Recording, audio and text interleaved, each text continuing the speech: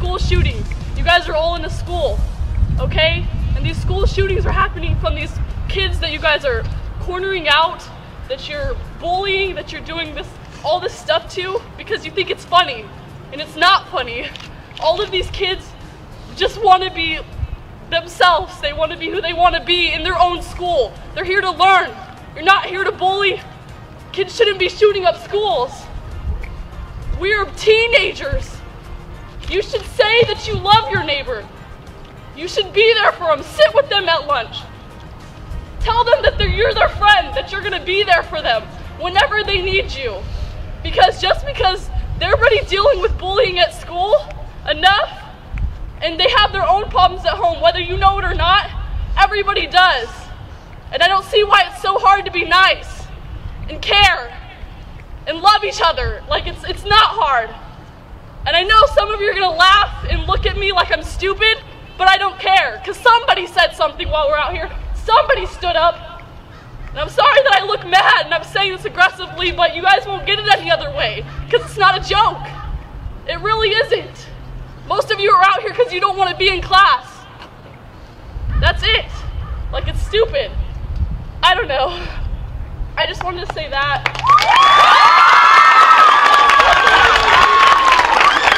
I love all of you guys.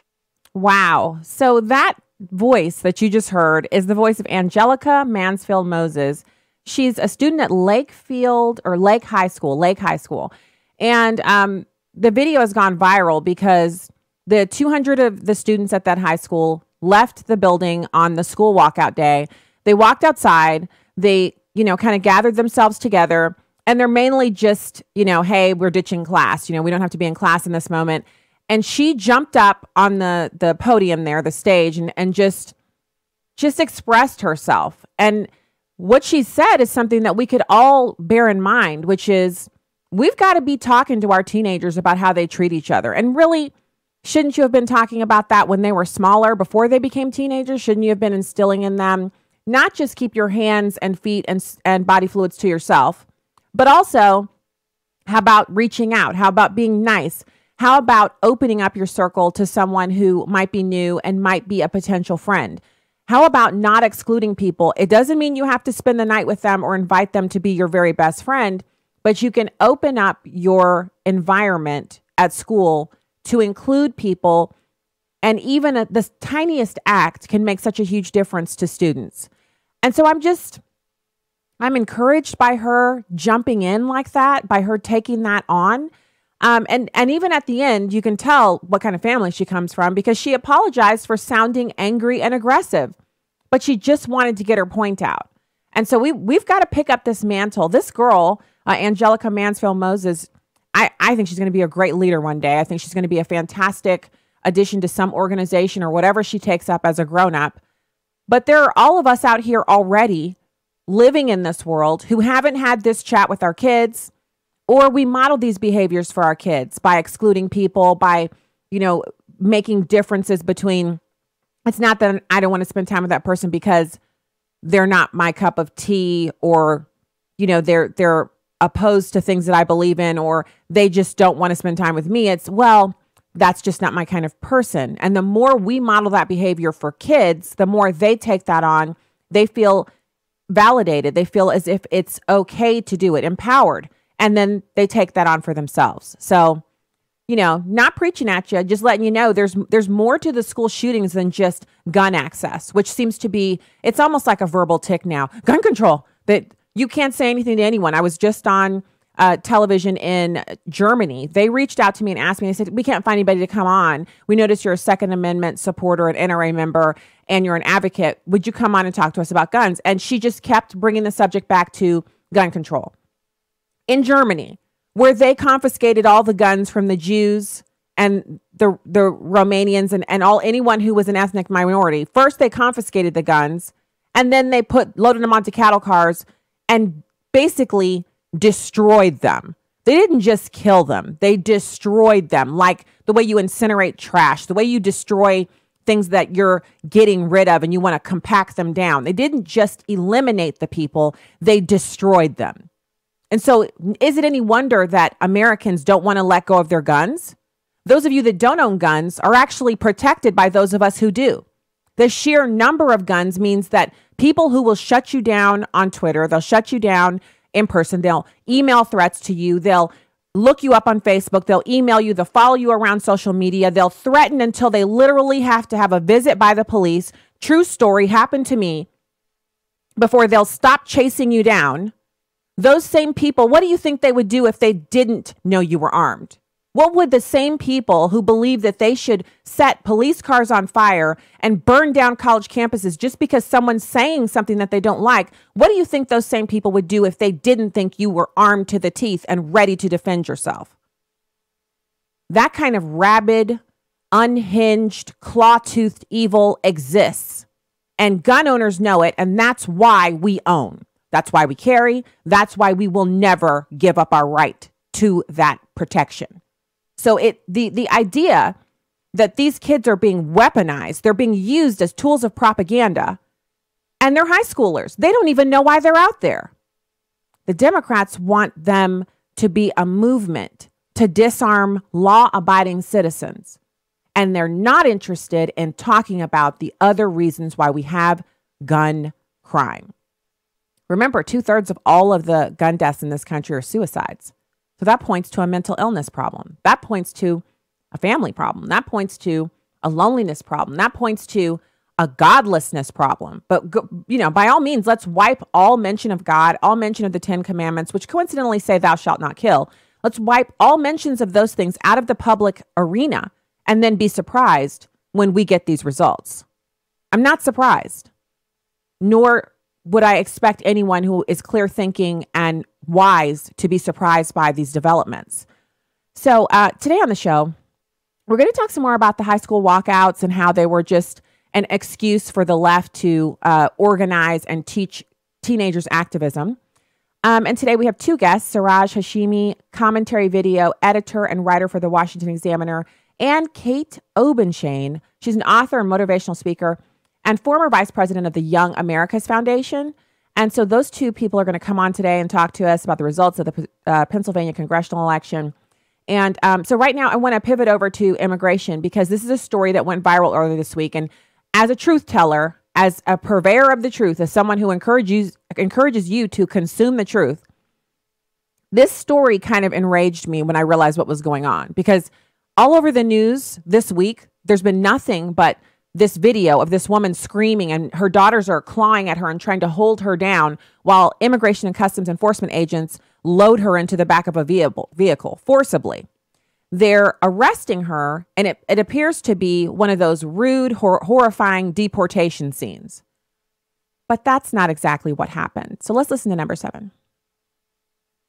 A video going viral on the left shows a mother being arrested by ICE, those cowboys you just heard of.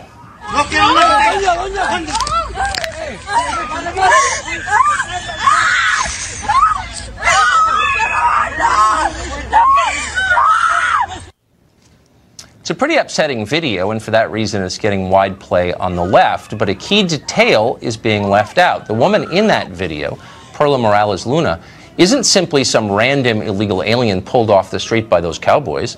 She's suspected by the feds of organizing a human trafficking operation. Mark Krikorian is executive director of the Center for Immigration Studies, and he joins us tonight. I don't know if I've seen coverage as dishonest as this in a long time. I mean, this is the definition of propaganda. If you show that video and take out the context, it's a little bit like showing the man standing in front of the tank in Tiananmen Square without the tank. It totally changes the meaning of the image, correct? Of course, and that's kind of the point. I mean, this happened near the border, about 10 miles north of the border. There are illegal immigrants all over National City, California, where this happened. Right. The Border Patrol, if they wanted to randomly arrest illegal immigrants, which they don't waste their time with, they wouldn't have done this. They knew that this woman was involved in a smuggling ring, and they sought her out. They tried to get in touch with her before. She didn't respond. Apparently when they confronted her on the street, she tried to flee. She tried to get in another car and drive away. So that, and she's resisting arrest, as you can see here. So, the Border Patrol did its job here. Yes, it's an upsetting video because everybody's yelling and screaming, but, this woman put herself in this situation by working with these criminal smuggling rings. Well, apparently, I don't think that the case is has reached its conclusion. But I guess the point would be there was a reason for this. She wasn't just some hapless victim on the street. And so basically, news media utilized this video clip as a propaganda tool to further convince Americans that the Immigration and Customs Enforcement Agency, under the purview of President Trump and his administration, is simply a group of jackbooted thugs ripping mothers away from their daughters for no other reason that they are in the country illegally. Never mind the fact that that's reason enough. But in this particular case, that's not the case at all. This has nothing to do with her being here illegally. It has everything to do with her running a human trafficking ring. Now, I know people don't like to discuss things like that. It's abortion, human trafficking, the sale of human body parts by Planned Parenthood to research colleges, universities, organizations, independent body part sellers.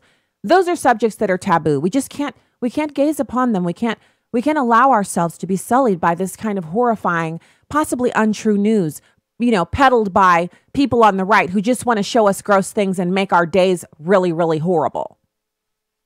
Now, honestly, if you're not grown up enough to face the reality of the human depravity and the state that we currently exist in, then I don't really have much for you.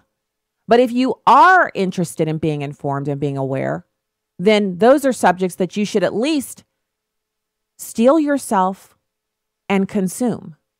And the reason you have to do it is because how can you possibly pray against evil, pray against the things that are happening in this country that should never occur if you don't know what's going on? And so someone who's involved in trafficking human beings, we shut down puppy mills. If we find out that animals are being stored inhumanely and mistreated and not fed or hoarded, we break up the house where they're being hoarded. We confiscate the animals. We distribute them to shelters to be rehabilitated and then fostered and brought back to the ability to interact with humans. We do that for animals, pets. Why would we do any less for human beings? And so I don't care if she's related to Mother Teresa. If she is suspected of being in a human trafficking ring, then yes, I should have picked her up.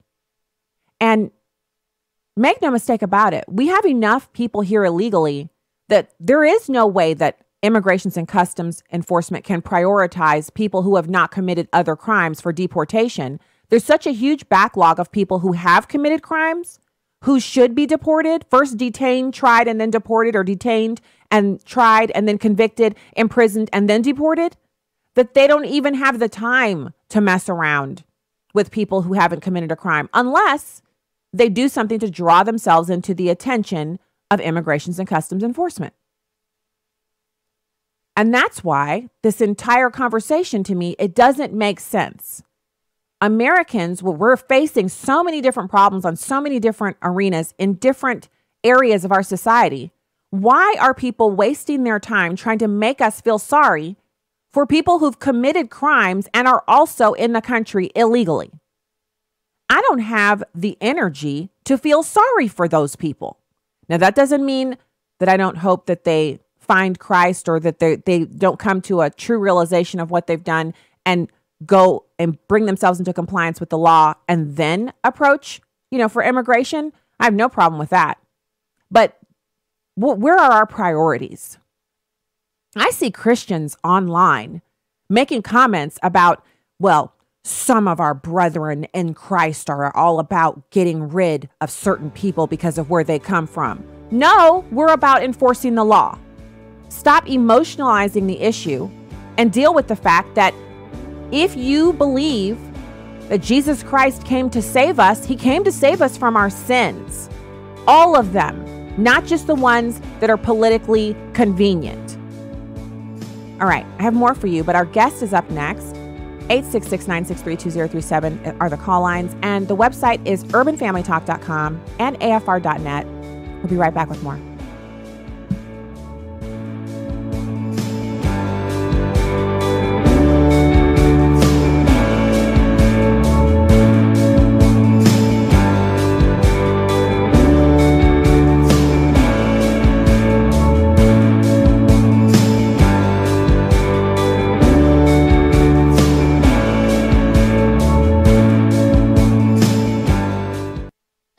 Hi, this is Kirk Cameron, and I am honored to be partnering with the Ministry of Preborn and American Family Radio to help moms choose life. Actor Kirk Cameron supports Preborn. My 4 oldest children were adopted. That is because of caring and compassionate people who help those young mothers choose life. My wife is an adopted child, and her birth mother chose life for her. If it weren't for those caring individuals that help those young moms value the sacredness of life, I wouldn't have my wife, I wouldn't have my 4 adopted children, and the 2 natural-born children that we have wouldn't exist either. My whole family is here because of people that are involved with ministries like Preborn. Underwrite a free ultrasound and help save a baby's life. Go to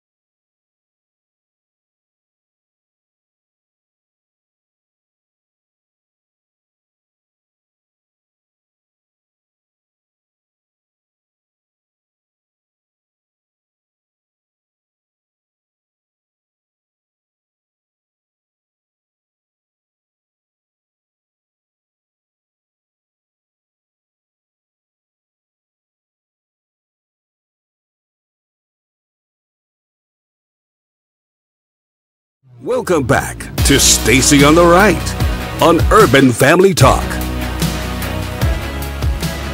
Welcome back to the show. Thank you so much for being with us. Head over to stacyontheright.com and hit the subscribe button. And also consider following me on Twitter. Yeah. There's an article written over at Red State about some of the things that conservatives are going through on Twitter. And Brandon Morse mentioned me in the article. Really annoying because you spend so much time trying to build up your social media only to find out that a few algorithms are what stands between you and total domination, or even partial domination in my case. So head over and check that out. And also, don't forget that we're doing our listener stories right now, and we'd love to have you be a part of that. The call lines are 877-327-5647. You call that number, you leave a message about what Urban Family Talk is doing for you in your life or what impact it's had or something you love about it, anything really, 30 to 60 seconds. And then we will play that during our Share-a-thon and the lead up to Share-a-thon, which starts next month. So please consider doing that. The call line for that is 877-327-5647. So it's my pleasure to welcome our first guest for the program today. We have Siraj Hashmi, commentary video editor and writer for the Washington Examiner. Thank you so much for coming on today. Thank you so much for having me, Stacey. Yeah, it's really good to talk to you. I'm interested in your take about the Pennsylvania congressional election. We had someone on yesterday who's a progressive activist, and she didn't feel like it was a precursor to a blue wave, but she did feel like we're going to see that same kind of blue dog Democrat reemerging from the Democrats at the party as they begin to tack back to the middle because of the lack of success that they've had with their hard left politics. Yeah, Pennsylvania, the 18th district is pretty interesting because and we have a story coming out on this later today, but there was a bit of sabotage that was going on within the Republican circles that kind of led to basically the nomination of Rick Sancone to be the Republican nominee. And essentially, that kind of made the stacks against him a little bit tougher because he was out fundraised by Conor Lamb, and it was more so that he just did not have the type of charisma that Conor Lamb had, or even like the young, fresh face. Rick Sancone, by and large, is seen as kind of, while he tried to go very pro-Trump during his campaign, the messaging was not there. He didn't find a particular issue that really resonated with Western Pennsylvania steel town workers and, blue collar workers. And, even having President Trump come out to campaign for him the weekend before the election wasn't enough to save him. Of course, it saved him from, multiple percentage point loss. And it was actually pretty close in the end, but still it wasn't enough to carry him over the edge. So when you say charismatic, I didn't really think Conor Lamb was charismatic. In fact, I thought he was kind of on the boring side, which maybe people found comforting. I mean, when I say charismatic, his backstory is charismatic for sure. Veteran, he's pro-gun, and he sounds very logical. Like, he doesn't sound scary like a lot of Democrats do. And I think that was actually to his benefit, instead of him being bombastic and kind of Schumerish or crazy like Nancy Pelosi or Maxine Waters. His presentation was very much like someone you would know or have dinner with. Yeah, and that's kind of what I meant by charismatic, is that, he seems like a relatable guy. He has, very views that, one side or the other to the extreme, like an Elizabeth Warren or a Bernie Sanders on the left. And the fact that he probably bucked the Democratic Party by rebuking Nancy Pelosi was a good enough sign. The fact that he's pro-gun, he's a military veteran, and he's young, and for a lot of people who, because he's young and a military veteran, he's easy on the eyes, so to speak. So at this point, will we see more of this? Like, will this be the new norm? I'm afraid that we're going to see a bunch of people who are Democrats who really are hardcore or on the left, the true left, and they're going to run as these centrists. They're going to, we're pro-life, we're this, we're that. Then they're going to get in there and lockstep with the Democrats, which Democrats are really good at, congealing together and sticking together behind their issues, even when they don't agree, or Republicans will fight all term long. They'll fight for the entire first 2 years. They'll get reelected by the skin of their teeth and fight for the next 2 years and get almost nothing done. And so I'm concerned that they might see this as a good gimmick and run it over and over again and take back the House. I think there's something to be said about the Bernie wing of the party and then the neoliberal centrist wing of the Democratic Party.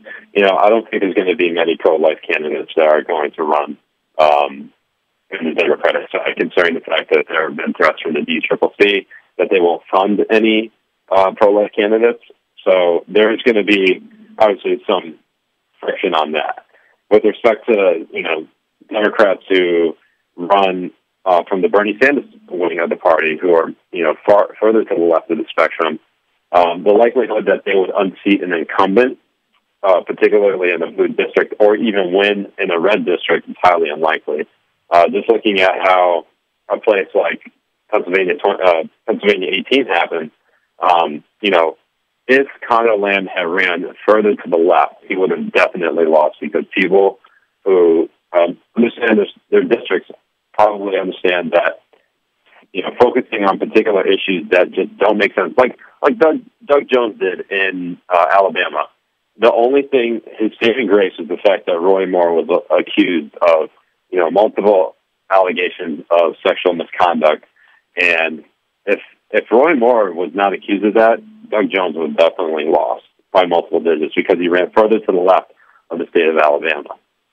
So how does he, this is totally not, I know you're not a fortune teller, but just indulge me for a second here. Talking about Alabama, Does he win next time? Because he's going to obviously have to run again, and they'll be judging him on his performance. And the people of Alabama are much more red in their orientation than electing him kind of shows. It's like it was an anomaly. And the Democrats are taking it as some sign that they've got a foothold down there. I don't think that's the case at all. Does he win next time if they run someone against him who is a good candidate with a clean background and is an actual Republican? Yeah, no, Alabama will go red again for sure. I mean, it's no question. Roy Moore was such a bad candidate before the sexual misconduct allegations came out against him. Republicans and civil libertarians are denouncing him based on his kind of fickle relationship with the Constitution and the freedom of religion, as well as his stance on same-sex marriage. I mean, for a lot of people, the Overton window has despite the fact that we have a Republican president as well as a Republican-controlled House and Senate, the Overton window on social issues has moved a little bit further to the left. So on issues like same-sex marriage, which Roy Moore was considered very extreme on to the right, that was an issue that even civil libertarians or Republicans who, by and large, are establishment, view as something that's hostile here in Washington. Wow. Well, this is a Christian station, Christian show. There are some things that he said that I wouldn't have phrased them that way, but his statements about traditional marriage are pretty widely accepted by most people who are married and are politically on the right. They may not espouse them publicly, but it's pretty much accepted that even though the Supreme Court has said same-sex marriage is the law of the land, most Christians don't consider same-sex marriage to be valid. Now, I know the people we elect that go to Washington live in a kind of a bubble that prevents them from kind of getting those feelings from the general populace, especially their own constituents, but it doesn't change the fact that that's the way that we feel. That's interesting. I hadn't really considered that the Republicans... just even with President Trump, just with President Trump, he has kind of left that issue to the side. He said it's already been decided, and he doesn't want to pick up that issue anymore. So that's what I kind of mean by the Overton window has moved further to the left on that. No, I agree with you. Many Republicans and conservatives believe that it's just not an issue worth fighting anymore. Well, I think that could have changed depending on who we elected to be the president. I will tell you that the issue with Donald Trump, I don't really think it's so much that he doesn't believe in traditional marriage or that he enjoys the Supreme Court ruling, but his daughter is very much, liberal on the social issues. So is his son-in-law, and those are his primary advisors. And there's also a kind of because Donald Trump's not a politician, and honestly, I don't think he's an ideologue. I think he really has an agenda that he wants to work through. And so if he doesn't feel like something will yield results, tangible results, he's not going to put a ton of effort into it. And so he'd rather work on, the tax reform, hopefully repealing Obamacare if he's still planning on doing that, infrastructure, things that he could actually get something done on. And as a Christian, it takes time to make these I'm with you on that, because what's interesting is that Donald Trump has kind of focused on, the economic issues that actually really impact Americans more so than social identity politics that Democrats have focused on. Mm-hmm. And, the identity politics of the left has hurt them more than it's helped them. It's just, siphoned off support away from their base to the point where, a lot of Obama voters shifted over to Trump in 2016. That's how we got him. And, you can make the case with the trans bathrooms in North Carolina. That was an issue that probably siphoned off a lot of his independent support over to Donald Trump. So you make a really good point in that. So not only does he not see value in it, but if that's what the Democrats are focusing on, then his tack so far has been to focus on the opposite, to, go back to his agenda. I think he does kind of strengthen his position going forward after the midterms with voters looking at 2020 if he fulfills as many of his agenda items as possible. And since he didn't run on reversing same-sex marriage or any of that, it is smart for him to stick to the strategy that he's laid out. And the other thing is the agencies under him, like the Department of Education, has declined to take up any more of the cases where people are, trying to integrate bathrooms in high schools and elementary schools and that type of stuff. So that's kind of a win for social conservatives, but it's not one of those public things. It's just they've just issued a ruling. They're not going to do that anymore, and they've moved on to the next thing. And so, you know, you kind of have to take what you can get. Yeah, and the education department has a lot of issues. A lot of agencies within Washington in the federal government have a lot of issues in terms of, you know, the power battle, and basically the many of the Obama and Bush career employees who came in during the presidencies are fighting with the Trump administration political appointees and trying to move forward on policy. So, like the education department, classic example. You know, President Trump he campaigned on the idea of ending Common Core. Yet Common Core is still in place in many states and throughout the country. And that's been an issue of contention where, you know, if that was something he could get done on day one, he would have. But you can make the case that, you know, it's simply the education department has its own issues in terms of actually enacting that policy. Mm. Yeah, it's tough because, so the thing that I love about education in America is that we have local control. And so when we, from the conservative perspective, when we try to get the federal Department of Education to do things, we kind of go against one of the things that we love, which is the local control. I would like to see them get rid of it as the public policy of our national Department of Education, Common Core. But the implementation of that should be left up to the states and the individual school districts, because some schools have basically reworked Common Core to make it actually an educational tool as opposed to whatever it was before. And other places have simply stopped doing it on their own. Like in Florida, they no longer utilize Common Core in so many of the districts there. They've gone back to more traditional pedagogy on teaching kids, especially the math. So it's complicated, but I'm with you. I wouldn't want to make Common Core a main issue right now. Like, we have bigger fish to fry. No, I agree. I just think it wasn't one of his main issues. I mean, obviously he focused on immigration and trade, and he's actually moving a lot further on trade than I think many people have thought he would. But with respect to immigration, I mean, that's something that, you know, despite the fact that, you know, he's still working at getting funding for the border wall, you know, they still haven't moved on any agreement with respect to DACA. It just seems that Democrats do not want to work with him as much as they possibly can because it, like they always have been, immigration is seen as a political issue that gets voters out to the polls rather than an actual problem that needs to be solved. Yeah, and that to me is, it doesn't look good to me for Democrats when the DACA recipients themselves are protesting the Democrats because they could have had their amnesty that they wanted, and the Democrats are like, no, but we can't give up on chain migration. If you're a DACA recipient, you've got to be raging mad about that, because that is basically, he offered them more than what they asked for, and they said no because of the other items, which he campaigned on. So it wasn't like he hoodwinked them or surprised them with the actual proposal that he put forward. Right, yeah. I mean, the thing with DACA, and the interesting thing that we've seen from his DHS Secretary Kirstjen Nielsen is that despite the fact that DACA is now expired, she has not prioritized the status in terms of, you know, focusing ICE on in, you know, targeting these DACA recipients who are currently registered, whether it be for deportation or detainment. It seems as if, though, that if they are at all, you know, having run-ins with the law, that they would be seen as, you know, people that could be deported.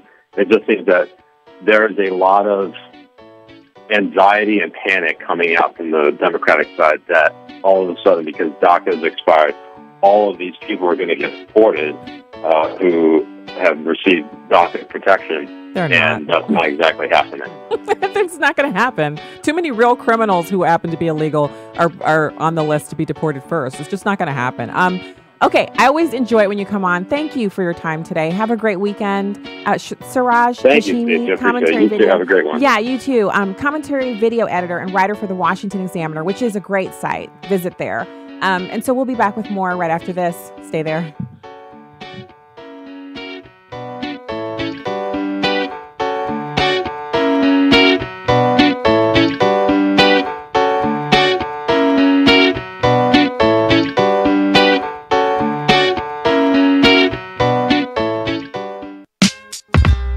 had a conversation with my daughter about making mistakes and not getting this Christian walk right. I had to explain to her that none of us are perfect, but we are all striving for perfection.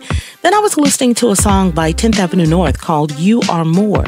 The song really explained what I shared with her and reminded me that the enemy would like nothing more than to use the mistakes and things you've gotten wrong against you. But because of Christ, you are more than your mistakes. You are more and bigger than your fears. You are so much more than the choices you've made. And God's love for you never wanes. It never decreases. It never ceases to exist. Today, no matter what you've done or how bad you think it is, repent and rest in the forgiveness and love of the Father. Extend to yourself the same passion and grace that the Father extends. With a heart for the urban family, I'm today's urban woman, Tony Johnson. Connect with us at urbanfamilytalk.com.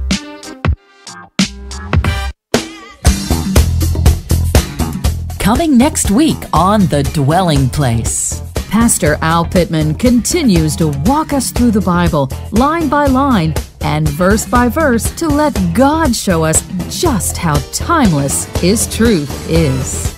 That's next week on The Dwelling Place.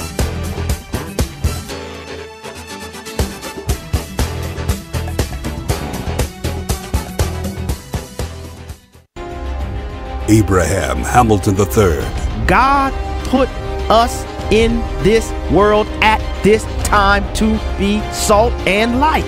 We don't fold because of the darkness that we're facing. This is not the first time in the world's history that it's gotten dark. God has called you and I to be His ambassadors, even in this dark moment. Tune in to the Hamilton Quarter, weekdays at 5 p.m. Central on Urban Family Talk. I'm not so certain we have as much time as many of us think. It's high time for the body of Christ to return with a fire lit up under us to proclaiming the truth of God's word, to proclaim the truth of sin and repentance, and not coming from a high, lofty position, but telling the truth as such were some of us. We have to do that. We have to. But what happens is, and I call this first world problems, we have this epidemic of churchianity in America, to where we are far more accepting and far more willing to embrace the trappings of church life, even if they're void of the presence and power and fire of Christ. And I would say to you, just as the Bible says, that we can have a form of godliness while simultaneously, at the exact same time, deny the very power of the gospel. Tune in to the Hamilton Quarter, weekday afternoons at 5 Central on Urban Family Talk. Welcome back to Stacy on the Right. Would you like to see more armed guards then, is what you're saying? I would like to see police officers. I would like to see police officers in schools, inner cities, private schools. I would like to see them. And, the government, there's a lot of money. We should say, you know what, law enforcement agencies, we're going to give you, we're going to bump it up for you, 20, 40 million, and all schools need to be protected. Because I remember, because I grew up on a military base, and there was always military police in front of the school, behind the school, and as a kid, you're very mischief. We didn't have a lot of 3 p.m. fights. They were all over the base. You start fighting around 3 p.m. because the military police will show up. So I would like to see our kids, protected a little more. Shaq also doesn't think a ban of semi-automatic weapons would work because there are too many of the weapons already on the street. So welcome back to Stacy on the Right. StacyOnTheRight.com is a website, and at Stacy on the Right on Twitter and Instagram. I want to say thanks to all the people that I met last night, who also, some of them stopped by our table and purchased mugs after the event. We were at the Options Now announcement. It was a big, huge night, the Lion, the King, where we celebrated the successful adoption or conversion or reopening of Options Now Center over in Godfrey, Illinois, as a Thrive Express site. And so I was one of the featured speakers, and Bridget Van Means was the keynote. And it was a phenomenal evening. I feel like God was not just in that place, but that He really moved a lot of hearts for the mission that we have to save all of the babies. Not just a few of them, not some of them, not the ones that are convenient, but all of the babies, and to eliminate the scourge of abortion in this country and the havoc that it wreaks on not just the unborn who are snuffed out, but the women who have the abortions and the men who don't have a choice. and the children who come after, the families, and the state of our families in America, which is severely impacted by abortion. And so last night was a beautiful evening. I met so many people that I interact with them on Facebook, and then I got to meet them in real life. And so we actually offloaded a ton of our cute little mugs, the smaller mugs that people don't seem to enjoy as much as the big, huge monster mug that I usually use on the show. And it was nice to meet people. If you're listening to the show today after seeing me last night, thank you so much for the kind words after the speech and the opportunity to meet and take pictures with you and just interact with you. And we had all of the kids with us. So they were dressed up and they were looking sharp, and they got to meet some of the people that we kind of mix it up on Facebook and Twitter and Instagram. It was really just great. It was a blessing, and it was an honor for me to be included and to be there with those people, with that group of people. Really wonderful night. So I want to now, you just heard Shaquille O'Neal coming in at the top of the break. He doesn't feel like gun confiscation is an option. And he's coming from a place where he grew up in an inner city environment. He's aware of, the illicit gun trade as well as the number of lawfully owned guns in this country. And if he can say it's a distraction, and Shaquille O'Neal is certainly no Republican or conservative, then we can kind of take from that he's not worried per se about any career aspirations by making the statement, but he's speaking from the heart. Common sense. What's wrong with that? So I want to now listen to some audio describing the Stop Violence Prevention Act. Okay. I can't say it. Stop Violence Prevention Act. And so just so you know what it is before we kind of launch off into whether or not this is going to work, whether it's going to have an impact or not, and why on the left they don't seem to have even acknowledged that this was passed. So it's number one. Valentine's Day for our family started like almost any other day. I got up early and rushed off to a meeting, not having a chance to say goodbye to my daughter Elena. Not thinking that this could ever happen to our family. Not thinking that this would ever happen in Parkland. I didn't get a chance that morning to say goodbye to my daughter. But I'm here today to make sure that I'm one of the last fathers that ever has to bury their daughter or son or loved one from a senseless act of violence in a school. Senator Orrin Hatch has gathered a group of Democrats and Republicans for his Stop School Violence Act. The Stop School Violence Act directly addresses flaws in the system that failed to prevent violence in schools. It provides $100 million a year to train students, staff, and law enforcement to spot warning signs, to improve security at schools, including systems to report threats, to create crisis intervention teams, and to coordinate between schools and police. I was at the school that day, and as soon as we knew what was going on, like my father said, it was the worst kept secret in Parkland. Every single student knew exactly who it was. And that is why this bill and this act is so important. Wow. So these are real people. They are sharing about what the truth of it is, that no one was surprised that it was Nick Cruz. No one. So again, why are we talking about guns? Help a sister out. Help me understand. I want to understand. Help me understand why we're talking about guns right now. So there's that. And then there's just news. So it's the weekend. Obviously, we're heading into the weekend. Again, so grateful. Long week. It's been great, but it's been a long week.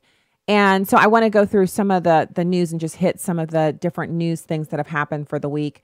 And there's a ton of it. Namely, and we did mention this earlier in the week, the whole deal with this Russian spy situation and our government saying that they believe that Russia was involved. And now Russia has come to the table and said, okay, yeah, we're willing to investigate as well the death of the daughter.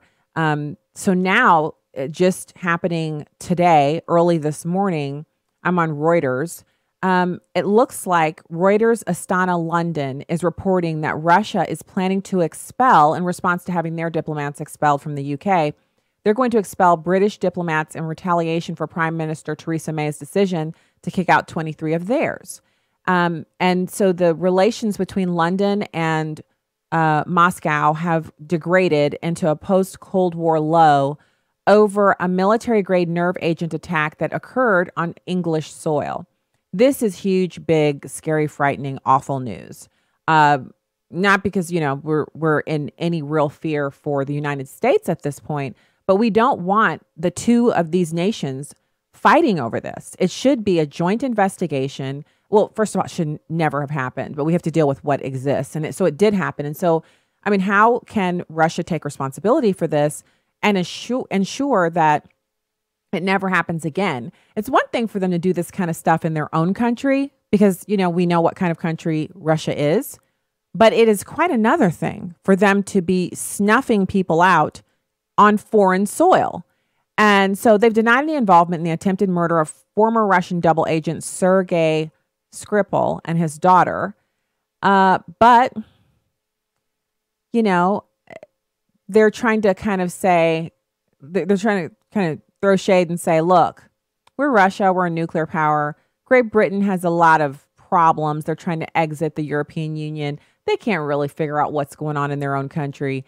And they're saying that the UK has fabricated the connection between Russia and the attack to whip up anti-Russian hysteria.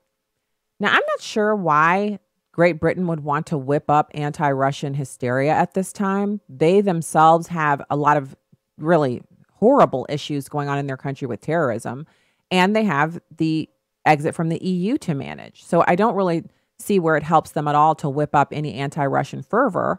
And so it looks like the diplomats are due to leave London on March 20th, which that's pretty quick. This is the 16th. If you think about what all they have to go through, it's not just that they're being expelled.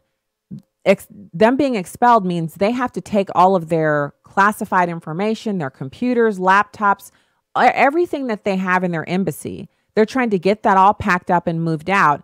In addition to that, all of the diplomats, the wives and the children, well, the wives and children aren't going to stay behind if the husbands are expelled. So you're talking about yanking kids out of school, packing kids up, getting a last doctor's visit or something, whatever you've got scheduled in your world. And we all know how it's like I really don't have a proper way to describe how many moving parts are going on with kids. If you have more than one kid and every kid basically every person in your household has their own schedule, to try to pack up every person and all of your belongings and move out of the country, it's bad enough to try to just move one person out of your house, let alone everyone and all your things, and get out by a certain date. So this is a huge inconvenience for the Russian diplomats. And really, it just shows you how serious the UK is about what has happened. So separately on Friday, police in London launched a murder investigation into the death this week of Russian associate of late tycoon Boris Berezovsky, but said nothing at this stage suggesting a link to the Skripal case. So this is Reuters. Earlier in the week, they were saying there was a connection. Now they're saying perhaps not. Asked by a Reuters reporter in the Kazakh capital Astana if Moscow would expel British diplomats, Russian Foreign Minister Sergei Lavrov smiled and said, "We will, of course." The Russians they're not going to sit around and wait and see how things develop. You expel their diplomats, they're going to expel yours. And next, and let's move on down the line. So the Kremlin spokesman Dmitry Peskov reiterated that, their line in Moscow is the same. There's no clear evidence for any Russian involvement. So they're denying that this is anything to do with them. Back in the United States, Britain, the U.S., Germany, and France have jointly called on Russia on Thursday to explain the attack. U.S. President Donald Trump has even gone so far as to say that it looks as though the Russians were behind it. So it's not good news, and it's really the top story. So another story that kind of piqued my interest for going into the weekend and kind of rounding everything up, so you can kind of unplug, because that's what I'm doing at 4:00. You need to know that. The Capitol Police have arrested a male Democratic operative for assaulting a female Trump administration official. This is some crazy pants right here. I am not understanding why people can't just keep their hands and feet and spittle and body parts to themselves. Why? Why can't people just keep their hands and stuff to themselves? I'm not talking about if you've been attacked. Obviously, you need to defend yourself. But if you have not been attacked, like what is this about with people just constantly physically assaulting other people? So they've arrested this guy for assaulting a female Interior Department communications official following a House budget hearing, which was held yesterday. The assault happened after Interior Secretary Ryan Zinke finished testifying on the department's 2019 budget proposal. He was sitting before the House Committee on Natural Resources, and the suspect identified himself as a reporter with American Bridge. Now, who is American Bridge? Well, I get in my email box quite frequently emails from American Bridge telling me how Josh Hawley doesn't believe women have the right to control their own bodies. They're not just on the left. They're like Soros monkeys. You know, they're funded by George Soros, and their only goal in life is to malign, slander, and otherwise put out information that's false about anyone who's not a Soros monkey. So they're sending out these emails about Josh Hawley. And before that, they used to send out emails about any opponent to Claire McCaskill or any of the Democratic infrastructure here in Missouri. They send emails out. And then they, of course, they do national things as well, national campaigns. So the Daily Caller News Foundation learned that he actually pushed the communications official to the floor because he was chasing after Ryan Zinke. So picture it in your mind. This is one of those operatives who they follow you around and they videotape you and they try to provoke a confrontation so they can get some video. And then American Bridge puts out press releases saying how unhinged you are. That's how that works. So he's running after Ryan Zinke, pushes this woman to the ground, and the Capitol Police were like, and so they arrested him. They have a little statement here from Katie Shuttler. She is a committee spokeswoman. She said, we're appalled to hear of the events following yesterday's hearing where a member of Secretary Zinke's staff was a victim of an assault. And these actions are reprehensible and have no place in this body. We thank the U.S. Capitol Police for their quick response and professionalism. The U.S. Capitol Police are now handling this matter. They're calling it simple assault, and they've already transported him to USCP headquarters for processing. And then, of course, if you want to know what kind of information American Bridge puts out about themselves, if you don't want to take my characterization as the last word, American Bridge is a political action committee dedicated to holding Republicans accountable for their words and actions. According to their website, they're known for having operatives follow Republican candidates on the campaign trail. Daily Caller News Foundation is being a little kind there. They don't just follow them. They follow and harass and otherwise make a huge, kind of mess of things wherever they show up. They are also known as the opposition research hub of the Democratic fundraising apparatus. It was founded by David Brock, and liberal billionaire George Soros donated $2 million to American Bridge in 2016. And Tom Steyer funded Next Gen Climate Action, regularly donates money to the group, according to the Center for Responsive Politics. So he got arrested, and with cause. We're glad to see that. All right, that's the first hour. When we get back, we'll have hour two. On this Friday afternoon, Stacey on the Right Show. Call lines are open at 866-963-2037. Give us a ring. We'll be back right after this news and information from One News Now and AFR at the top of the hour. Stay there.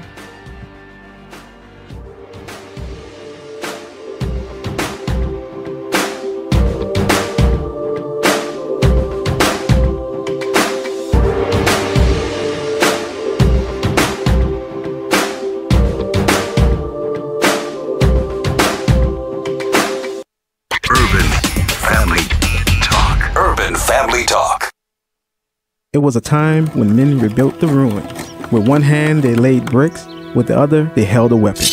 Nehemiah said, "Let us build the wall of Jerusalem, that we may no longer be a reproach." Our nation, after many years of decline, is in a state of moral destruction.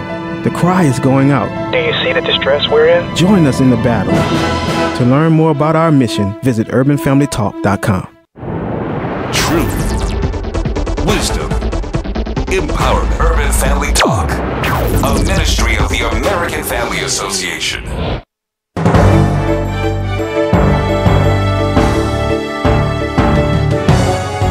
American Family News on the Hour. I'm Chad Groening.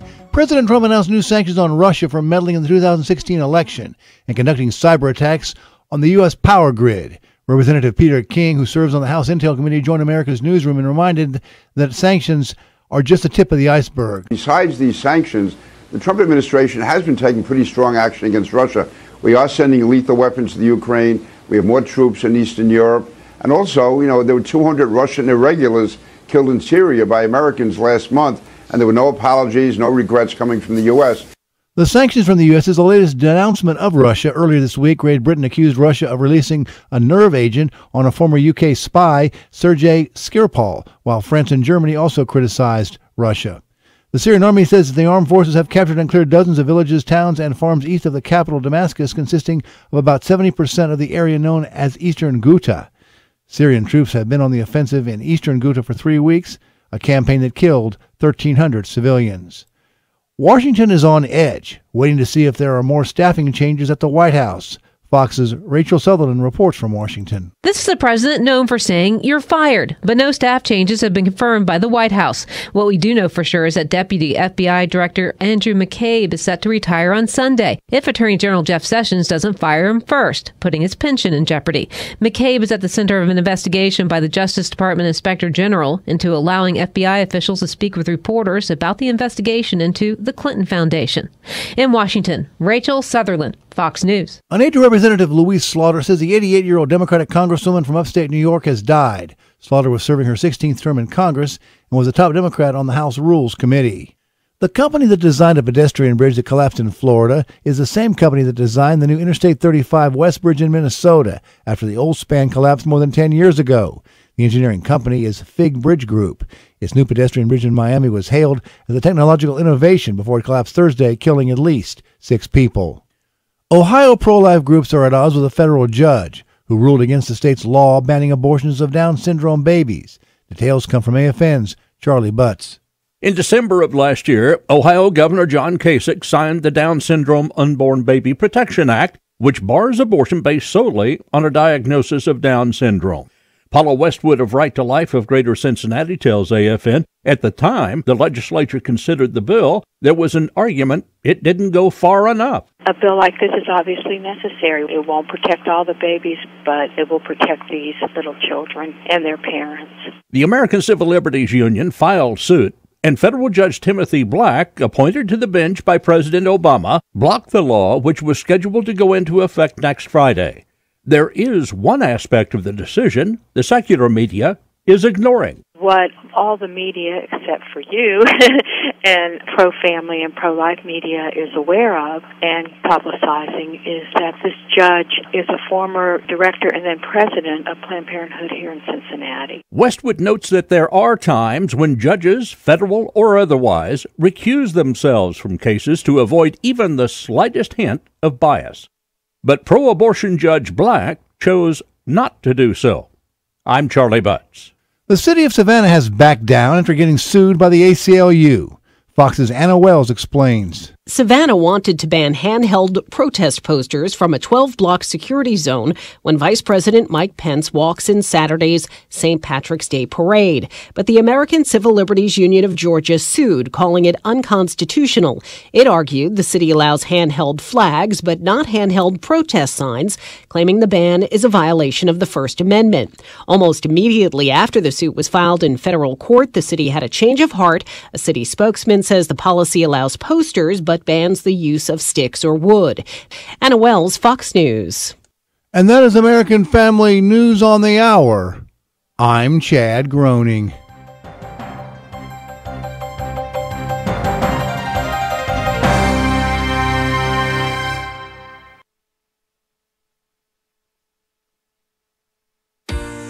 Victory McIntosh. Early will I seek thee, O Lord. Man, it's something about when you start your morning off right with Abba Father. I'm telling you, will the enemy come? Of course, he's going to do his job. But it should motivate you more. Man, I got to stay connected to the vine of Jesus. How do you do that? By getting into the Word of God.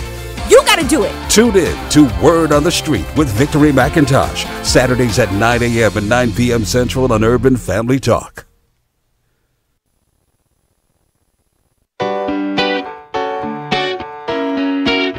Welcome to Stacy on the Right with your host, Stacy Washington. Love is everlasting, love is only kind, love is always patient, love will blow your mind.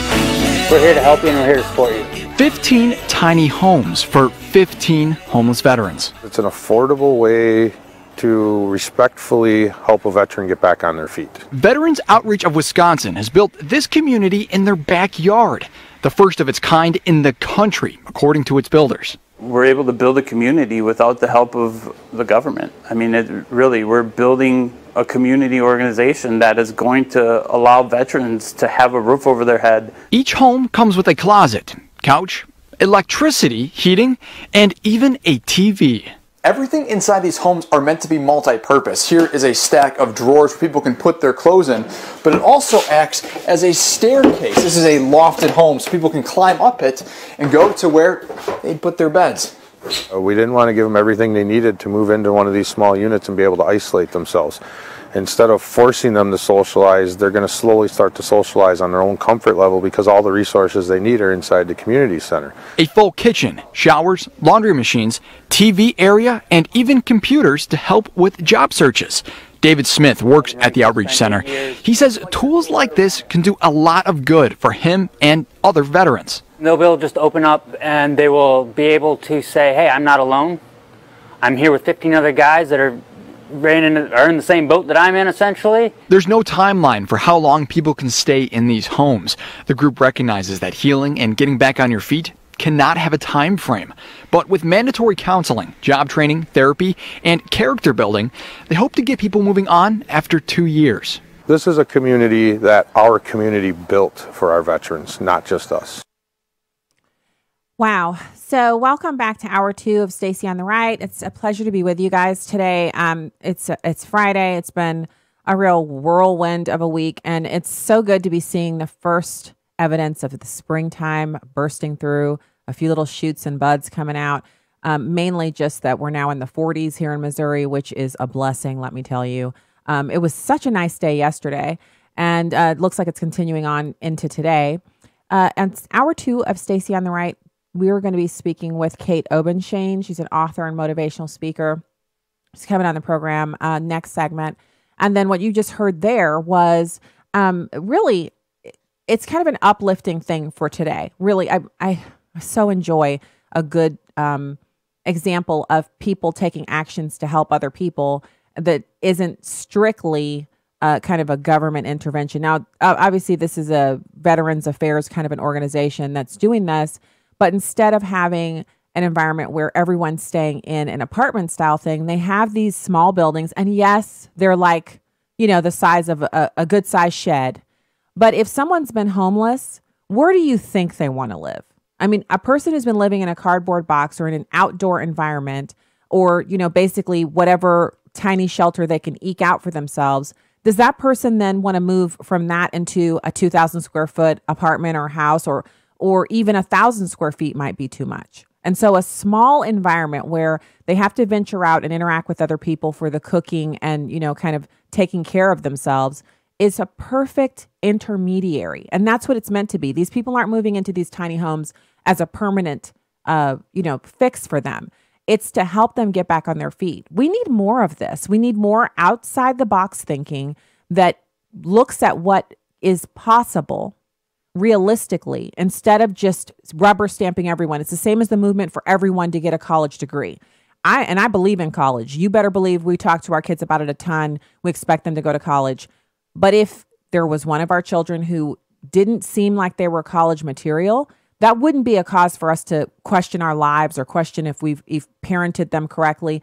It would be an opportunity for us to be creative and say, okay, instead of college, what would be a better option? Military. Trade school, an apprenticeship, opening their own business, going into the business environment for themselves. There are other ways to be an American besides only having a college education. And that's evidenced by the numbers.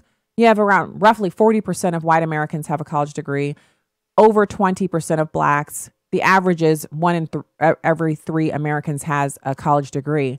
That means everyone else doesn't. So, and are you saying they're not living? So it's the same thing for these people. When they're coming out of environments like the military, where they've been the military treats you like an asset. So they are constantly keeping not just your own well-being as a service member, but your housing needs and your compensation, they package that all together. You get a housing allowance. They make sure that they're giving you a separate amount for your housing. They give you per diem. And then they, of course, just like any business when you go on a trip, you can be reimbursed for your expenses, but they take care of so much of that for you. And so that's to free your mind up to do the business of waging war. Now, in peacetime operations, you would think, oh, well, so what's the big deal? But we're not in peacetime operations. That's what's so annoying about the conversations that I often hear people have about the U.S. military. They act as if the people who are stationed here in the U.S. aren't in a wartime posture. They are, because they're constantly watching their coworkers and themselves being placed on lists where they're going to rotate into the theater of war. We have the longest war we've ever engaged in Afghanistan, still going on. American troops are still there. We also have other locations around the world where being stationed there means you may or may not come home with your leg or your arm blown off or mentally traumatized by what you watched happen there. And so these are people who, for all intents and purposes for Americans, I tell you, that's what I'm doing. I'm driving, to the store. I'm taking the kids to and fro. I'm going to projects, doing this, doing that. I'm not in a wartime posture myself, but the military is. And so when these guys come back, these women, these Americans, they return back here and they have PTSD and they have so much going on. And they arrive in America to the Veterans Administration, which right now it's a shambles. They arrive in the U.S. to a mental health care apparatus that has largely been dismantled under the hefty purview of Democrats. And then they're forced into what essentially is a no-win situation. Because if they say, I'm having trouble, I'm struggling, then what happens is they have some of their rights diminished because those Obama era programs that kind of make it almost, if you're getting any help with managing your finances, well, you can't own firearms. You're experiencing PTSD.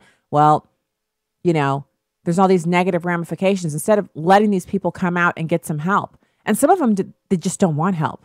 That's a part of mental illness, is avoiding getting treatment. So it's a complex problem. And there is no, let's just do this. There is no, that does not work.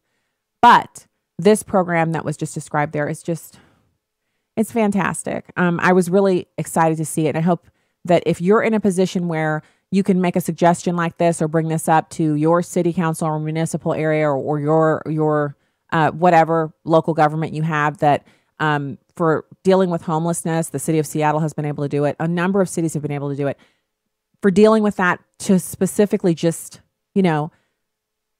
it's a step-by-step process, but it can be very good for people who are suffering from homelessness. And they have a very high rate of success with people who have recently become homeless and have been homeless less than 1 year, moving into the smaller homes, the tiny homes, and then transitioning back out into not being homeless anymore. So, it's good for us to know about this and to also share that information with the powers that be. So now I want to pivot over to social media banning conservatives, because I experienced some weird Twitter activity over the past, it's been like a month that it's been going on.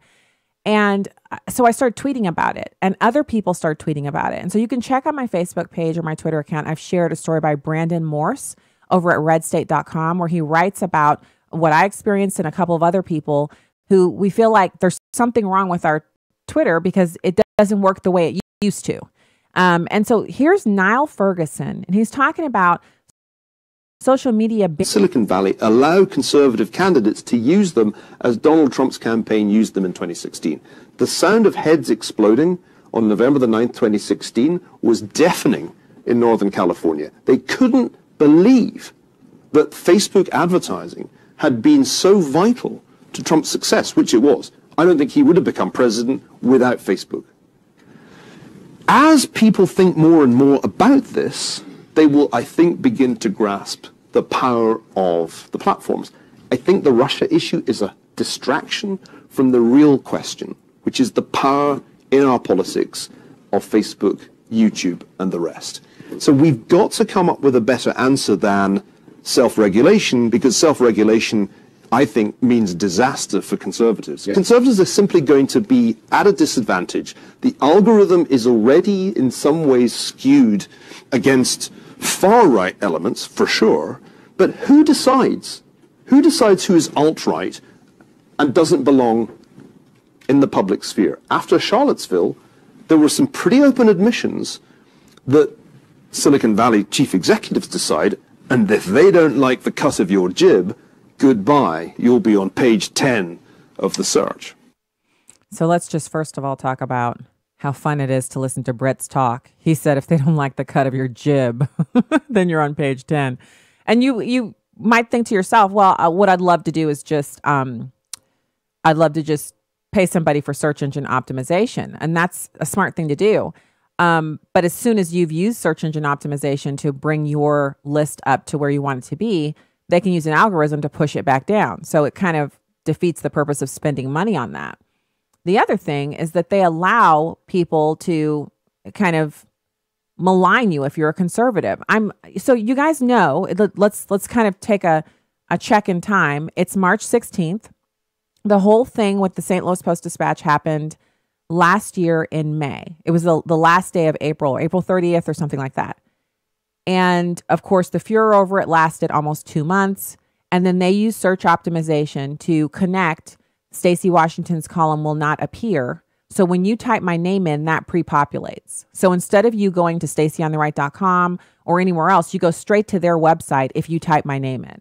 So I don't know how long this will last or how to make it stop. I have no idea. But that is what the left does when you run afoul of their orthodoxy. I'm Black. I'm a gun owner. And because of that, Todd Robertson and the St. Louis Post-Dispatch have decided to punish me online by connecting my name to them stating that my column will no longer appear, as if they decided that I'm the one who said it would no longer appear. I'm the one who terminated the contract. But that's what they've done. They've also connected me spuriously to the pejorative term shill, which I did use last year to try to kind of say, look, I'm willing to be a shill, but I'm actually not paid. At the time, I was not paid by the NRA. They've used that as well. Sometimes I'll publish an article that I've written that appears somewhere else, and one of their subscribers will come onto my page and say, oh, I see you're out shilling again. In other words, anything that I write about the NRA, they assume the NRA is paying me to write it. And they have paid me to write since the incident. But every single thing that I write. So I'm basically owned by the NRA and they're paying me to be on this station to do everything that I'm doing. The NRA is behind it. So what he said is true. Now I don't know if I share his utter, he sounds like he's in a state of panic about the midterms and the connection to social media. I do believe that Connor Lamb, the Pennsylvania election that just happened, the Democrat that just won that, is a clear-cut example that if you want to win in politics, yes, social media is great. You don't want to discount it. But the best way to win a political race is to go knock doors, to go meet people, to energize them for you, get them to put a sign in the yard. And so as long as people live in houses with doors and have front yards or windows where they can put a sign, retail politics is going to be your number one way to win votes and win elections.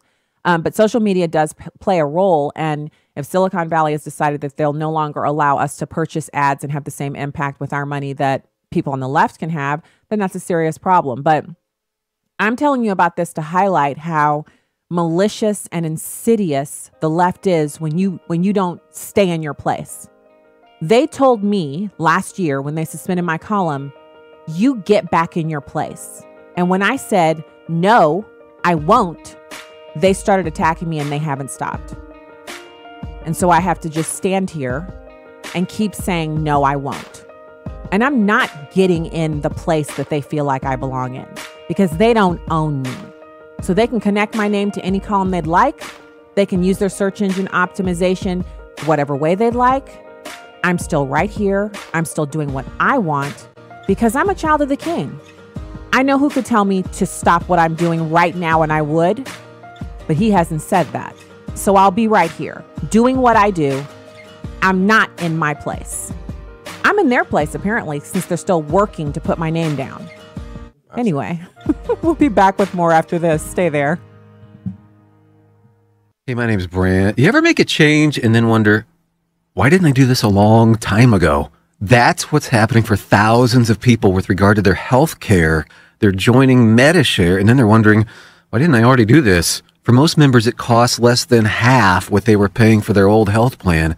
There's a huge provider network, too. You can customize your plan, and this is awesome. Medishare members can go online with a doctor 24/7. So if you need a prescription for the flu or something, it's so convenient for you and your family. So yeah, this is one of those why did I wait on this things. And if you don't love your current health plan, you're not stuck with it. You can join Medishare anytime. By the way, to give you an idea, the typical savings for a family, about $500 a month. It just makes so much sense. Check it out. They're super easy to talk to. Call 855-PSALM-23. That's 855-PSALM-23. 855-PSALM-23. Hi, I'm Crawford Loritz with a Legacy Moment. My wife Karen and I are humbly grateful to God that our children know the Lord and they're walking with Him. Sometimes people compliment us. When they do, I respond with thank you and please pray for them, because as long as they're living, they can choose to walk with God or they can choose another lifestyle, if you know what I mean. I also try to say we tend to take too much credit when our kids make right choices and too much blame when they don't. We can't make our children walk with God. It's up to them. But you know what we can do? We can model God's truth before them. We can share God's word with them. We can talk about what God says about our choices and what we ought to be about, and what are those great principles in Scripture. We can lovingly discipline them. We can make sure they're number one in our hearts and in our lives, and we can pray for them, cry out to God to do for them what we cannot do. I'm reminded of these things by a negative example in 1 Samuel chapter 2, verses 12 and 17. Eli's sons were not like him. They didn't follow in his footsteps. Listen to these awful words. Verse 12 says, "Now the sons of Eli were worthless men. They did not know the Lord." And then verse 17, "Thus the sin of the young men was very great before the Lord." Eli's sons were out of control. They didn't know God. Ultimately, their out-of-control behavior cost Eli himself. Because he wasn't the model he should have been, he had to pay the consequences for his neglect. Well, here's what I want you to remember today. Give your children your heart in God's Word, and then place them in God's hands. Thanks, Crawford, and thank you for listening to today's Legacy Moment, a production of Moody Radio, a ministry of Moody Global Ministries.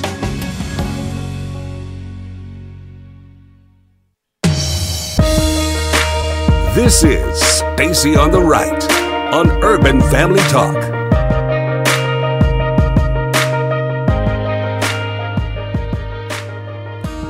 Welcome back to the program. It's really good to be with you. The website, stacyontheright.com. Also, Stacy on the Right on Instagram and Twitter. So right now, it's my pleasure to welcome our next guest to the show, Kate Obenshain. She's an author and motivational speaker and former vice president of Young America's Foundation. Kate, thank you for coming on today. Stacy, thanks so much for having me. It's an honor to be with you.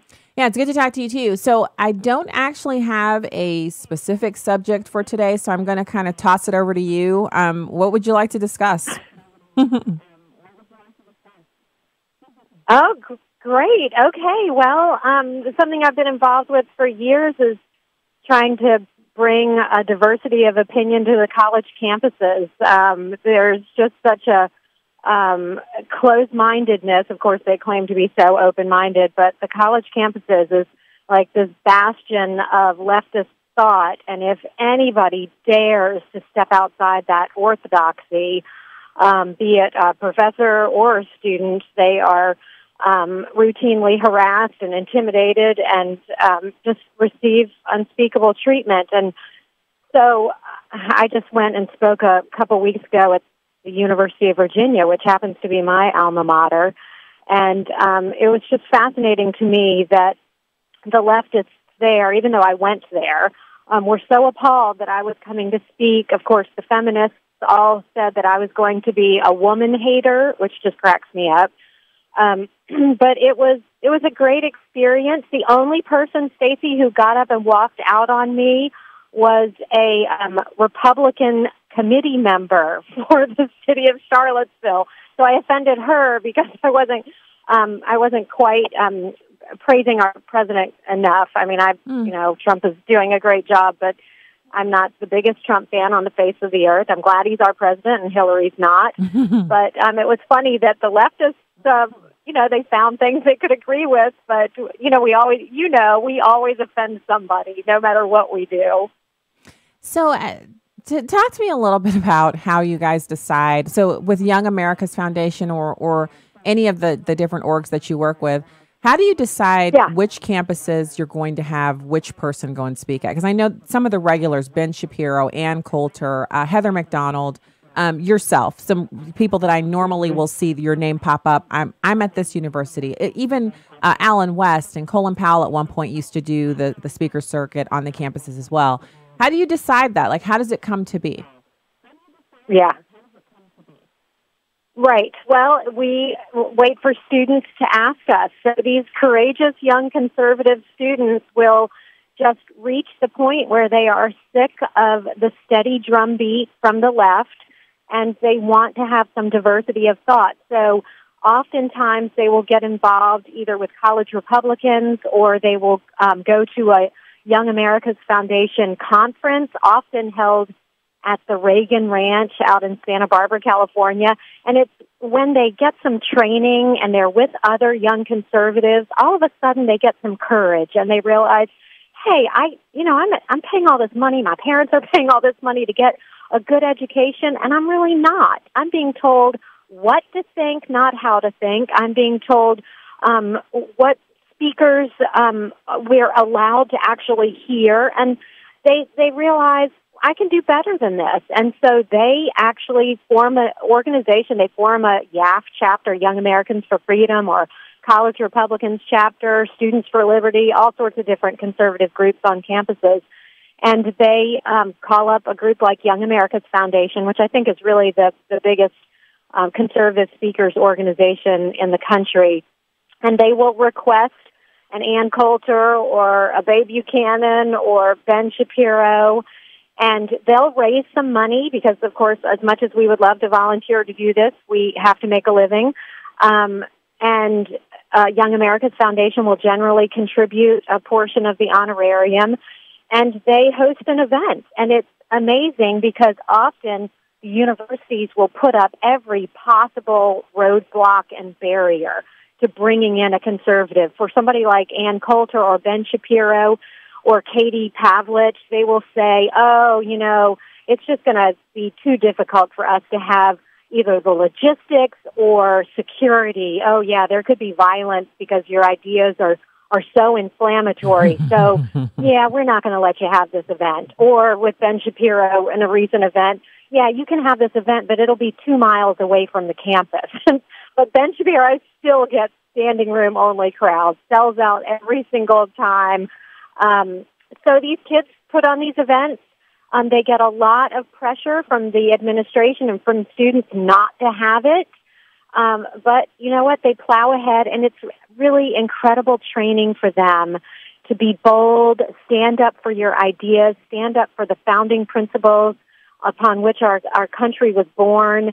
And we send them out into the world, I think, better equipped to think for themselves, which is a really important novel concept, but also to say what they think and not be intimidated by speech codes or by intimidating professors or, frankly, mean and hateful fellow students. Yeah, so there's been a lot of writing about this whole phenomenon, which it's actually, there's even been some research that's been done that shows that people actually, so if you're a moderate, let's say you're a moderate Democrat or you're a moderate independent, you actually, people are admitting now, people are actually coming out and writing articles about the fact that if they approach a friend who is a conservative or says they're a Republican and they discuss an issue and they disagree, that the other person is more likely, if they're a conservative, to ask them questions about their views and to try to further understand where they're coming from, where if they present any kind of dissent to a friend who's on the left, that person is more likely to say, unfriend me, or I don't think we can be friends, or why do you believe these hateful things, and to kind of hurl invective. Where do we get, how do we reverse that? Because I find it kind of mind-boggling that these people that you're describing, the ones who they honestly can't stand the idea of someone speaking on their campus that they disagree with. They don't have to listen. They just don't want the person allowed on the grounds. Right. How do those people move into adulthood and govern? Right, which is where the whole snowflake, yeah, it's where that whole snowflake terminology comes from. Like, seriously, you are so timid and defenseless that you can't handle an idea that rubs you the wrong way. And I think I wrote a book called Divider in Chief about Barack Obama and his strategy of, instead of disagreeing based on policy, based on ideas, and trying to argue and discuss and change people's minds, Obama came along as the community activist, and he would just say that somebody's fundamentally flawed, that there is something wrong with them as a person, that they are racist, sexist, homophobe, Islamophobe, whatever. Instead of arguing, if you can just discredit the human being, something about, who they are as a human, then you don't have to worry about having an argument with them. You don't have to worry about defending your ideas. If Boehner or Paul Ryan or Mitch McConnell, if they are haters, then it doesn't matter what they say. We can get through any policy that we want. And that, I think, it didn't start from Barack Obama. It really started on the campuses. It started with Saul Alinsky. It started with the community activists, where instead of trying to win the argument, we're going to try to shut them down. And that's what the left did. They tried to shut conservatives down. We have speech codes on college campuses saying you're actually not allowed to say something that might offend, no jokes that might offend somebody. I'm not saying that those are great, but you're allowed to say them. Our Constitution grants you that right. But now the left is saying, we're not even going to bother with this fight anymore. We're just going to shut them down by saying these are hateful people. And I think we turn the tide around. Frankly, I think Donald Trump's done a lot to turn that around by just saying exactly whatever pops into his head, as offensive as it might be, and people love it because conservatives in particular, they don't even have to be conservatives. Hardworking, Rust Belt Americans are tired of the character assassination, tired of having people say that because they believe there should be legal immigration and not illegal immigration, that they must hate people who don't look like they look. And so many people are just so sick and tired of that they flocked to Donald Trump because he was willing just to say it like it was, no political correctness. And I think on campuses, we're having these young conservatives with the courage to bring in speakers that sort of radically alter the leftist orthodoxy. They give us something else to think about. They give us a different perspective that we've never had before. I think that college students have never heard before, which blows your mind and my mind, but it's true. So I think that is really changing things and opening up dialogue. Young conservatives are going after these free speech zones, the one place on campus where you can say what you think. They're going after the speech codes with groups like FIRE that are helping them legally attack some of these limits on our right to think what we want to think. So I think it's going to be a long process, but we've all just got to have the guts to stand up to the character assassination and say, wait a minute, just because you and I disagree with something doesn't mean I'm a hateful person who should be incarcerated. It means we have a difference of opinion. I agree. I think, so that's encouraging. And I'm glad that you're able to kind of give us that ground, because I'm also wondering if you have any advice for parents who are sending kids off to college in the fall. I know for our family, we did not consider, there are certain schools that we didn't consider that are very well rated and respected, but have a reputation for they're just havens of liberal orthodoxy. And we just didn't feel like having to deal with our students having that additional burden and paying for it because they tend to be more expensive. The better the college is, the more expensive it is. You wanted them to actually learn, to get an education. Right. So we ruled those out and we looked at other because schools. So what do you recommend? Well, I've got 3 kids in college. They happen to be at the University of Virginia, which is hilarious. But I think the key thing is, especially for parents of younger kids, or at least when they get into middle school, definitely by the time they're in high school, talk to your kids about what's going on in the world. For heaven's sakes, I've got so many dear conservative friends who protect their children so much they don't even watch the news with their kids or talk about what's going on in the world. I think that is a devastating mistake. I know so many homeschool parents, just very traditional parents who send their kids to these universities, and before they can blink their eyes, their kids are confirmed leftists because the left plays on their emotions. They've raised these sweet, precious kids, and yet they've not equipped them to be real stalwarts for our foundational principles. Our kids often don't even know what foundational principles are, particularly if they've gone through the public school system. So we really have to take upon ourselves some of the education of our children, particularly teaching them principles that they need to be standing up for, what they need to be wary of, and how they need to be sure not to let people make them feel less worthy because they happen to disagree. I think sending your child to a Hillsdale or Grove City College is magnificent, and not everybody can do that. There's not enough room at those schools for all of our kids.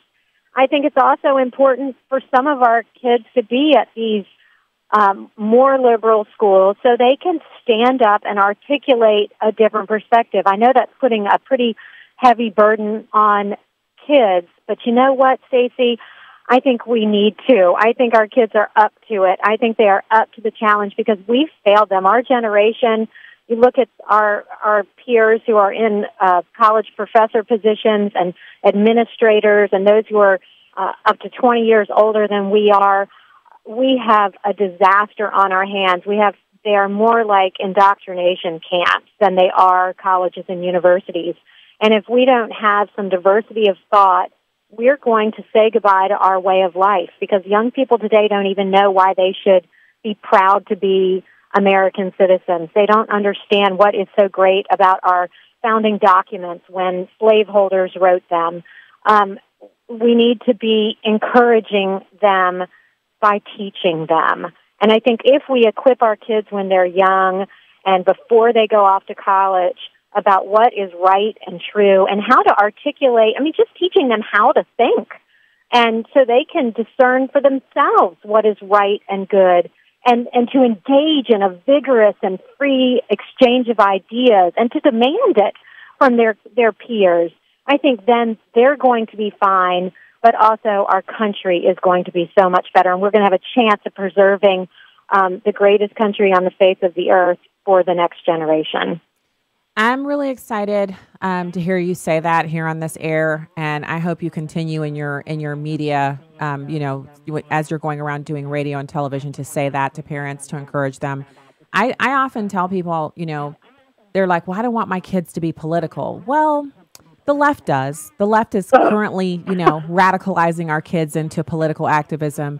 And we were actually all in the car together last night. And it's kind of funny that this is the conversation we're having. I told our kids, take the time to be a kid now, because once you graduate and go to college, almost everything's political. So don't walk out on protests for gun control. Yeah. Don't do this stuff now. Be a kid now. And then later, when you're an adult, you'll have all the time in the world to choose to be an activist if you want to. And my husband said, or not to be one if you don't want to. And we both laughed because, he's not one, I am one. And right. that is a great message for us. The parents should be talking to kids about this, though. And thank you so much, Kate Obenshain, author, motivational speaker, and former vice president of Young America's Foundation. Thanks for coming on today. Stacey, thanks for all you do. It was great talking to you. Great to talk to you, too. All right, we'll be back with the last segment of this week's programming right after these messages.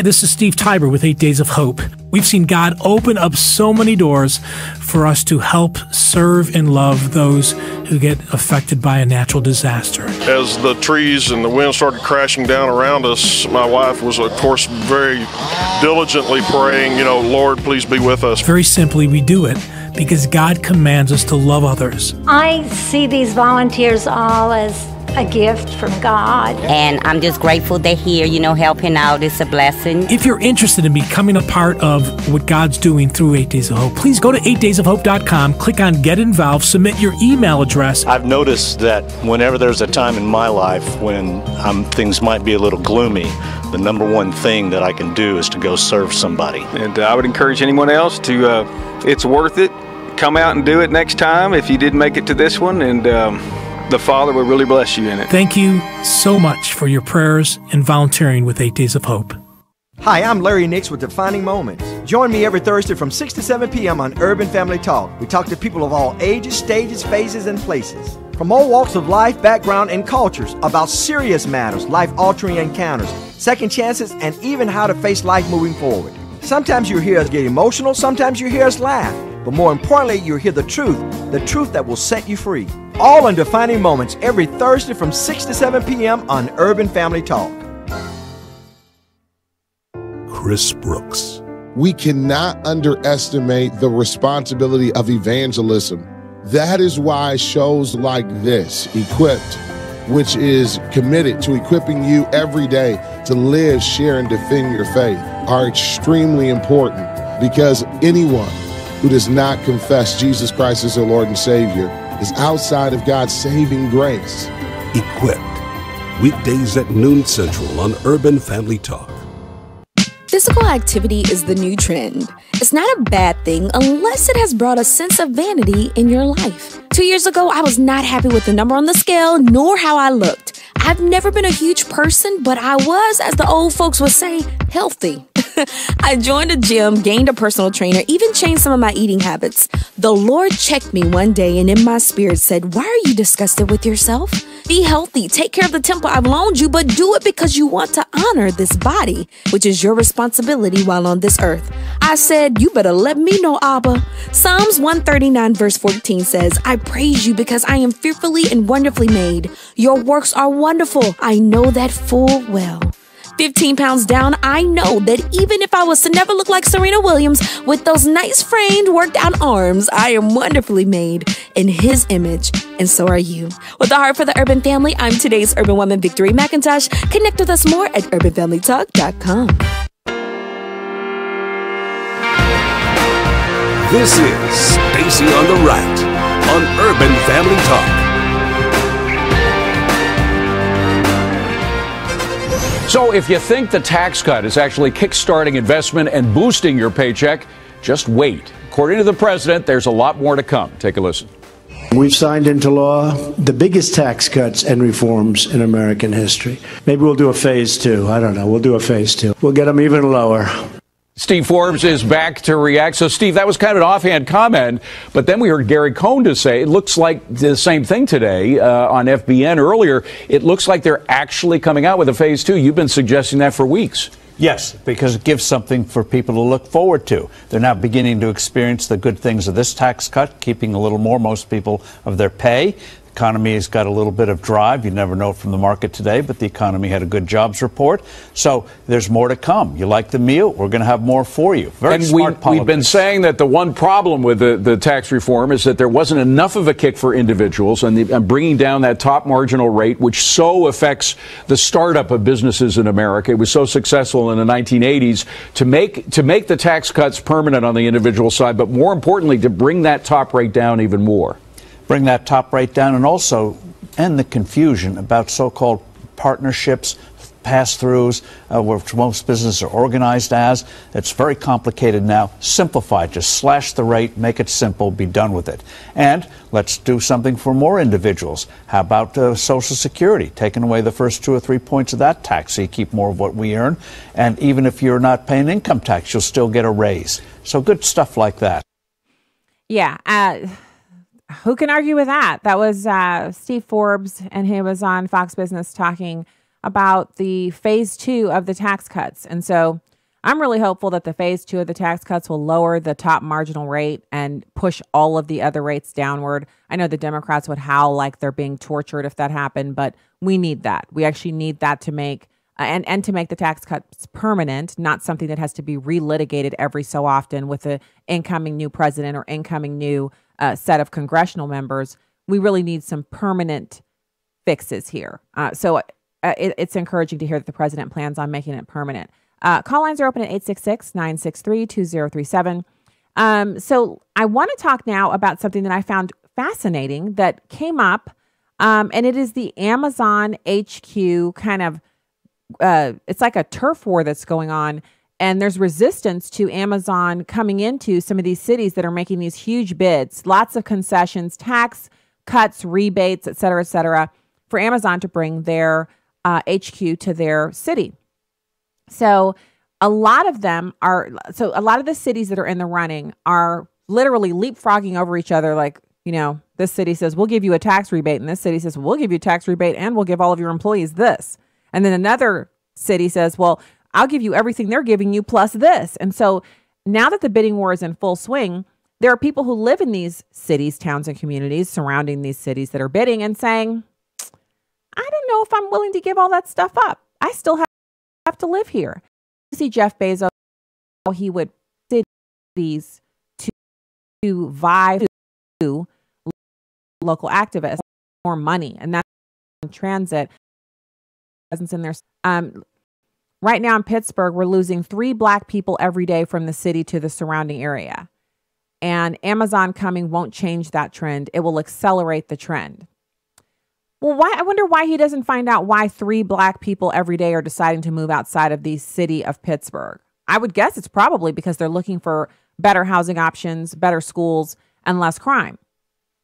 There's something to be said for just fixing those things. I mean, the fixation with not having your taxes go up so Amazon can come to your town, you can handle more than one problem at a time. I agree, it's not cool. But I don't connect Black people leaving the city to Amazon coming into town. Like, why is that even a part of the conversation? He said, my view is that they should keep on walking. Don't come to Pittsburgh. Amazon's not welcome here. Now, anti-HQ2 activists in Atlanta and Washington have shared Redwood's concern about the displacement of Black communities from cities, and the tech industry's execrable track record for hiring Black and Latino employees does not give them confidence that selecting a majority Black city will change that. I agree with that too. Here's the thing. So tech companies aren't out searching for Black people to hire. They're searching for qualified applicants. So they need people who are qualified in database creation, structure, management, people who can code, people who understand that coding is the future and isn't the future, people who have interdisciplinary educations in, building robotics and engineering. I mean, what I don't understand is why the conversation doesn't center around getting more Black students into these programs. There's money out there for kids who are strong in science, technology, engineering, and math.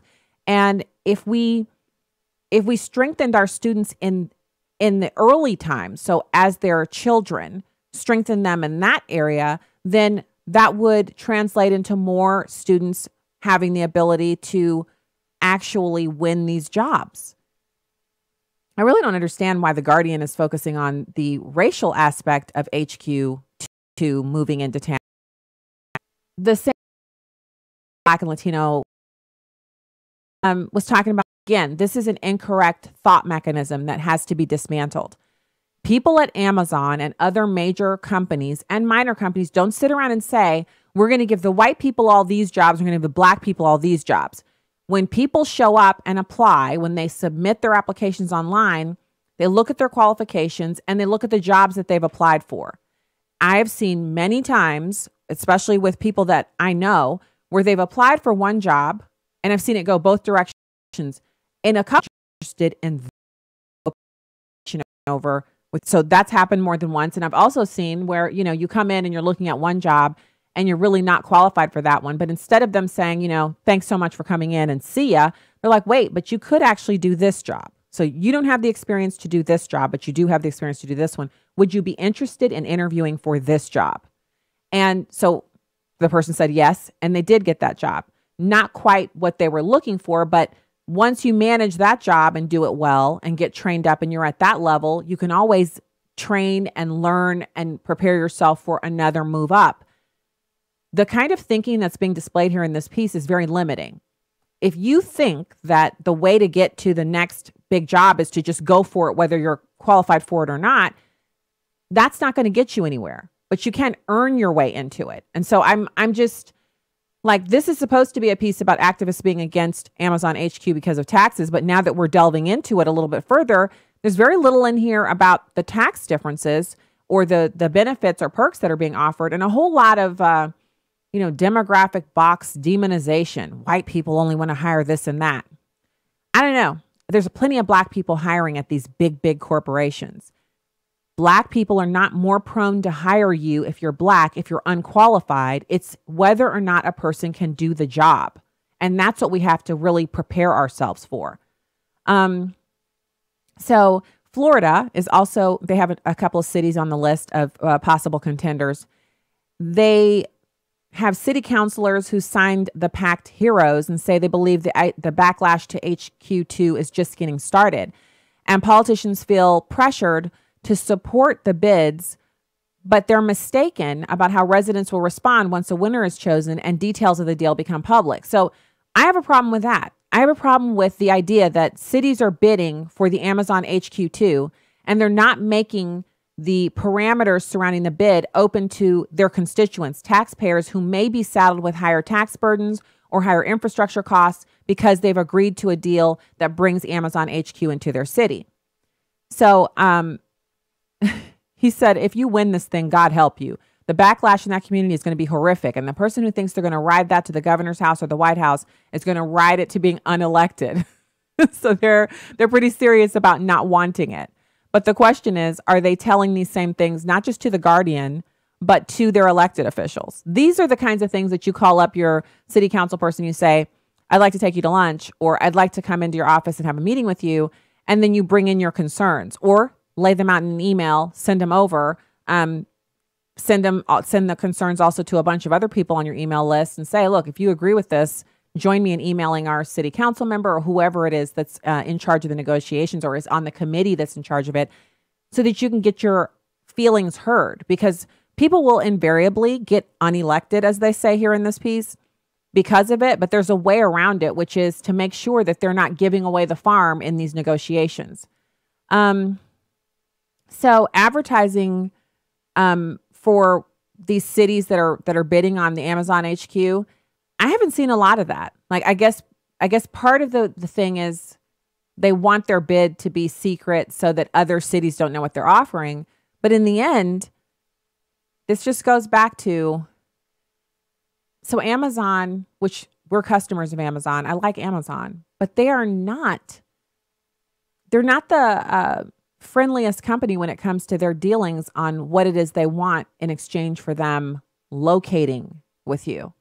So we'll have to see how that works. I'm interested to see exactly how much of everything the city that wins is going to end up having given away. Like it almost feels like similar to what happened here in St. Louis when we had Stan Kroenke and the Rams.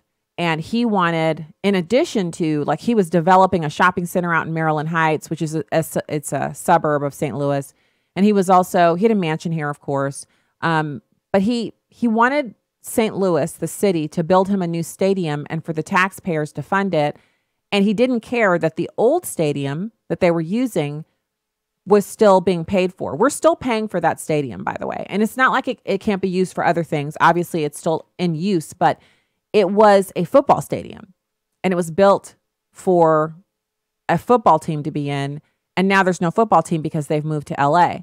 And so I just say to people who live in these Amazon HQ bidding cities to take it as a precautionary tale. We're not the only city that's in that situation. There are cities all over the country where these football stadiums were paid for by taxpayers taking out bonds, which had to be repaid. And the notes are like 30 years. So before the stadium is paid off, the stadium is obsolete and needs to be either completely overhauled, torn down, refurbished, or replaced. Which means, you're still paying on the old thing. And then you need to take out new loans to borrow. And, taxpayers have to pay for the new stadium. It seems like the wrong way to fund a stadium, don't you think? And so it's similar, if you ask me, to this new thing, which is Amazon wanting cities to help them build their HQ too with tax breaks, tax rebates, infrastructure, free infrastructure built around where they're going to put it just for the privilege of having the 55,000 jobs. They're an independent company. They're in the private sector. Why would they not find a location out in some rural area where the land is cheap, build their HQ, and then start bringing the employees in and expand that area so that the infrastructure wouldn't have to be radically changed and tax breaks wouldn't be needed? In fact, I bet you they could get a lot more tax breaks in a rural area because, the tax base is already low. But there I go again with that idea that they build a new city instead of expanding one of these other oversized ones that we already got. Anyway, all right, that's the weekend. God bless. Have a fantastic weekend. And we'll see you back here on Monday with more Stacy on the Right. Have a great night.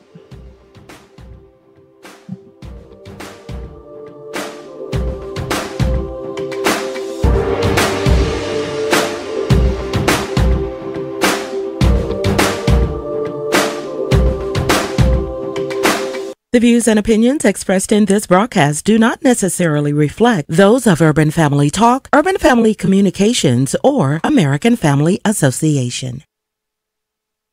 Urban